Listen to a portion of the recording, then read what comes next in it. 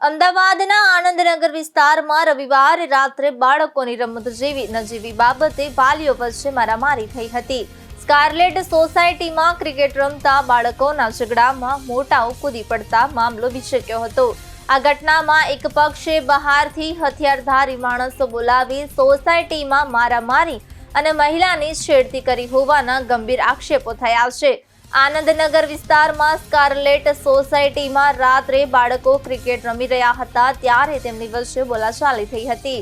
સોસાયટીના રહીશ કૃણાલ શાહ બાળકોને છોડાવવા ગયા તે દરમિયાન અન્ય એક વ્યક્તિ કૃણાલસિંહ ચુડાસમા ત્યાં આવી પહોંચ્યા હતા।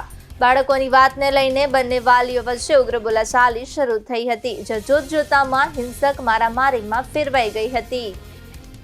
ઘટનામાં મગજમારી છોકરાઓની હતી। એમાં આરકે આંગળીયાવાળાએ 10-15 લુખ્ખાઓને બોલાયા, દારૂ પીધેલો હતો। બધાએ આવીને મને આ લોખંડનો સળિયો માર્યો અને રોડ લોખંડનો માર્યો। આ મારે ફ્રેક્ચર જ છે આંગળીમાં, અને બાકી બધા મારી ભાભીને બી પેટમાં માર્યું। હા, એવી નીરજ દેસાઈ, એક નીરજ દેસાઈ કરીને છે। આવા લુખ્ખા તત્વ વચ્ચે તો શું થશે? માણસ ક્યાં રહી શકે? અને પાછો ઉપરથી ધમકી આપે છે કે તમે અહીંયા સોસાયટીમાંથી બહાર નીકળશો ને તો હું તમને ઉડાઈ દઈશ, તમે ક્યાં ઓળખો છો મને? જે હોય ન્યાય મતલબ વ્યવસ્થિત થઈ જાય, જે હોય સમાધાન મતલબ વનસોટમાં કે કોઈ બી વસ્તુ થઈ છે એ આ બીજી વાર થાય નહીં। આ રીતે સોસાયટીમાં કોઈ બી જાતના ઝઘડા ના થવા જોઈએ। કોઈ ઘટનામાં છોકરાઓને ક્રિકેટ રમતા હતા, છોકરાઓની બબાલની અંદર હું છોડાવવા ગયો હતો, તો છોડાવતી વખતે એના પપ્પાને એવું લાગ્યું, કેમેરા ચેક કર્યા તો એને એવું લાગ્યું છે કે મને મારા છોકરાને માર્યો છે।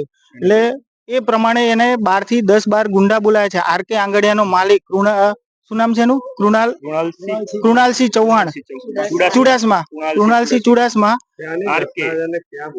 સ્કારલેટ હાઇટ ગોપી ડાઇનિંગ ની પાછળ 10 થી 12 લુખ્ખાને બોલાયા। બધા દારૂ પીધેલા હતા, મને લાફો માર્યો, નીચે પડતો કર્યો। મારી વાઈફ છોડાવવા આવી છે તો એને વાઈફને પાટા માર્યા છે બધાએ, અને બધા દારૂ પીધેલા હતા, હથિયારો લઈને આવેલા હતા, અને આંગળી ઉપર માર્યું છે તો આંગળીની ઉપર ફ્રેક્ચર આવ્યું છે। મને નાક ઉપર અણીદાર કોઈ શસ્ત્ર માર્યું છે, ખબર નથી હવે શું હતું એ। 12 જણા હતા લુખ્ખા, બધા દારૂ પીધેલા હતા, બહારથી બોલાયેલા છે। ઘટનામાં પહેલા તો હું હાજર નથી, અને પછી હું નીચે આવી ત્યારે મારા હસબન્ડ ઉભા હતા, તો અચાનક 10 થી 12 જણા બહારથી લુખ્ખાઓ આવીને એમને માર્યા, અને હું વચ્ચે બચાવવા ગઈ તો મને પેટમાં લાતો મારી।